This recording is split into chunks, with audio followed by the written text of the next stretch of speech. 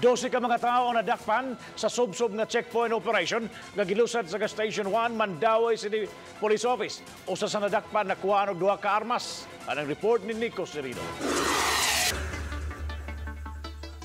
Nagbunga ang Subsob nga checkpoint nga gilusad sa taga Station 1 sa Mandaue City niadtong weekend. Moabot sa 12 ka mga tao tanan ang naaresto sa lain-lain nga mga kalapasan. Ang uban nakuhaan og ginagmay nga mga pakete sa gituuhan nga shabu.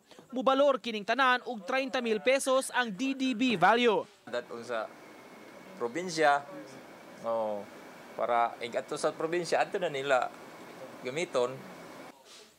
Usa sa nadakpan si Erwin Ilano, 39 anyos. Nakuhaan siya og 2 ka mga armas, 38 ug 22 ingon man gagmayng pakete sa gituuhan nga shabu. Gisusi pa sa kapolisan ang background sa suspect labi na nganong nagdala-dala kini og armas. Naiwagan ang iyang kuan ba, ang iyang bag nga naay armas.